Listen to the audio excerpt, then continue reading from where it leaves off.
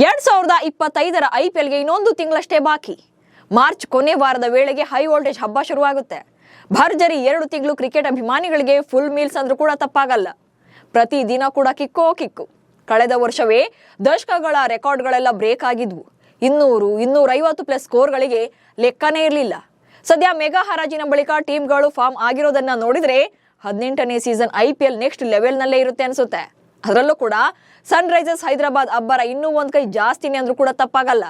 ಅದು ಹೇಗೆ ಅನ್ನೋದನ್ನೇ ಹೇಳ್ತೇನೆ. ನಾನು ಶಾಂತ. ನೀವು ಸುದ್ದಿಯಾನದ ಸಬ್ಸ್ಕ್ರೈಬರ್ ಆಗೋದಿಕ್ಕೆ ಮರಿಬೇಡಿ.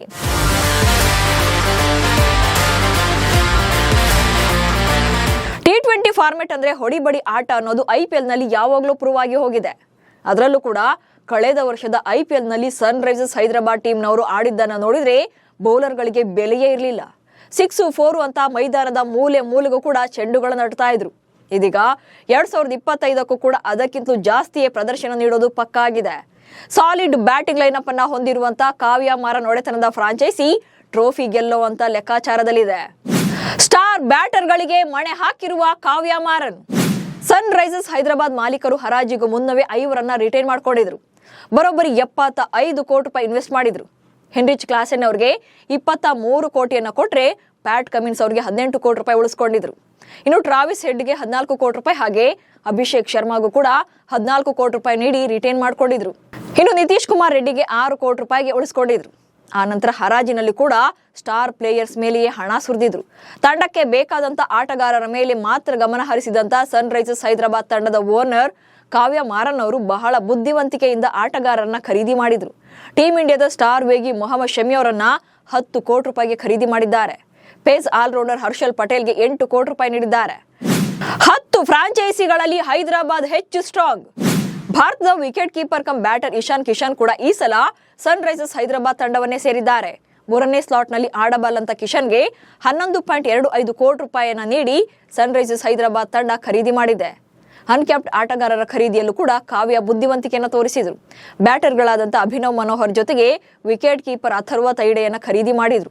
ಐಪಿಎಲ್ನ 10 ತಂಡಗಳಲ್ಲಿ ಪ್ರಸ್ತುತ ಫಾರ್ಮ್ ಅನ್ನ ನೋಡಿದ್ರೆ ಸನ್ ರೈಸರ್ಸ್ ಹೈದರಾಬಾದ್ ತಂಡ ಎಲ್ಲಾ ತಂಡಗಳಿಗಿಂತ ಸ್ಟ್ರಾಂಗ್ ಇದೆ ಅನಿಸ್ತಾ ಇದೆ.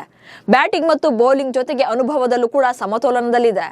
ಸೊ 2025ರ ಐಪಿಎಲ್ಗೆ ಸನ್ ರೈಸರ್ಸ್ ಹೈದರಾಬಾದ್ ಪ್ಲೇಯಿಂಗ್ 11 ಹೇಗಿರಬಹುದು ಅನ್ನೋದನ್ನ ನೋಡೋದಾದ್ರೆ ಟ್ರಾವಿಸ್ ಹೆಡ್ ಮತ್ತು ಅಭಿಷೇಕ್ ಶರ್ಮಾ ಓಪನರ್ಸ್ ಆಗಿ ಕಣಕ್ಕಿಳಿತಾರೆ.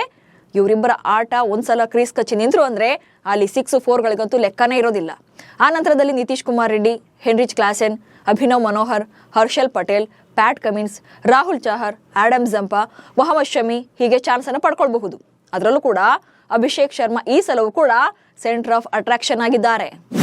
2018ರಲ್ಲಿ ಐಪಿಎಲ್ ಅಖಾಡಕ್ಕೆ ಧುಮುಕಿದ್ದ ಅಭಿಷೇಕ್. ಇನ್ನು ಅಭಿಷೇಕ್ ಶರ್ಮಾ ಅವರ ಐಪಿಎಲ್ ಜರ್ನಿಯನ್ನು ನೋಡೋದಾದ್ರೆ 2018ರಲ್ಲಿ ಡೆಲ್ಲಿ ಡೇರ್ ಡೆವಿಲ್ಸ್ ಅಂದ್ರೆ ಈಗಿನ ಡೆಲ್ಲಿ ಕ್ಯಾಪಿಟಲ್ಸ್ ನೊಂದಿಗೆ ಐಪಿಎಲ್ ಅಖಾಡಕ್ಕೆ ಧುಮುಕಿದ್ರು. ಆರಂಭದಲ್ಲಿ 55 ಲಕ್ಷ ರೂಪಾಯಿಯನ್ನ ಪಡ್ಕೊಳ್ತಾ ಇದ್ರು.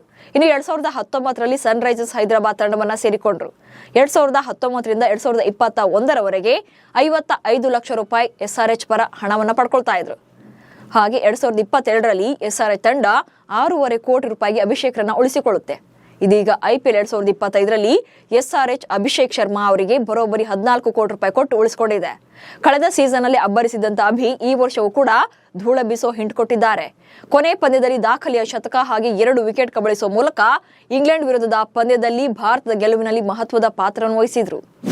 2024ರಲ್ಲಿ ಇತಿಹಾಸ ಸೃಷ್ಟಿಸಿದ್ದ ಹೈದರಾಬಾದ್. ಇನ್ನು ಐಪಿಎಲ್ ನಲ್ಲಿ ಸನ್ ರೈಸರ್ಸ್ ಹೈದರಾಬಾದ್ ಕಳೆದ ವರ್ಷ ಇತಿಹಾಸವನ್ನೇ ಸೃಷ್ಟಿಸಿತ್ತು. ಏಪ್ರಿಲ್ 15ರಂದು ಬೆಂಗಳೂರಿನಲ್ಲಿ RCB ವಿರುದ್ಧ ನಡೆದಂತ ಪಂದ್ಯದಲ್ಲಿ ಸನ್ ರೈಸರ್ಸ್ ಹೈದರಾಬಾದ್ ತಂಡ ಬರೋಬ್ಬರಿ 287 ರನ್ಗಳನ್ನ ಕಲೆ ಹಾಕಿತ್ತು. ಅದು ಕೂಡ ಜಸ್ಟ್ 3 ವಿಕೆಟ್ ಕಳ್ಕೊಂಡು. ಐಪಿಎಲ್ 17 ಸೀಸನ್ಗಳಲ್ಲಿ ಇದೇ ಹೈಯೆಸ್ಟ್ ಸ್ಕೋರ್. ಹಾಗೆ ಮಾರ್ಚ್ 27ರಂದು ಹೈದರಾಬಾದ್ನಲ್ಲಿ ಮುಂಬೈ ವಿರುದ್ಧ ನಡೆದಂತ ಪಂದ್ಯದಲ್ಲಿ 3 ವಿಕೆಟ್ ನಷ್ಟಕ್ಕೆ 277 ರನ್ಗಳನ್ನ ಸ್ಕೋರ್ ಮಾಡಿತ್ತು. ಹಾಗೆ ಏಪ್ರಿಲ್ 20ರಂದು ಡೆಲ್ಲಿ ವಿರುದ್ಧ ನಡೆದಂತ ಫೈಟ್ ನಲ್ಲಿ 7 ವಿಕೆಟ್ ನಷ್ಟಕ್ಕೆ 266 ರನ್ಗಳನ್ನ ಕಲೆ ಹಾಕಿತ್ತು.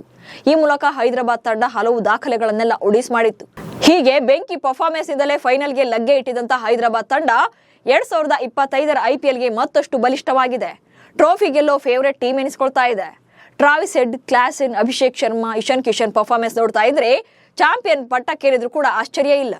ಸೊ ಹೈದರಾಬಾದ್ ಟೀಮ್ ಕಳೆದ ಬಾರಿಗಿಂತಲೂ ಈ ಸಲ ಮತ್ತಷ್ಟು ಸ್ಟ್ರಾಂಗ್ ಇದೆ ಅಂತ ನಿಮಗೂ ಕೂಡ ಅನ್ನಿಸಿದ್ರೆ ಕಮೆಂಟ್ಸ್ ಮೂಲಕ ತಿಳಿಸಿ. ಹಾಗೆ ಸುದ್ದಿಯಾನವನ್ನ ಫಾಲೋ ಮಾಡಿ. ನಮಸ್ಕಾರ.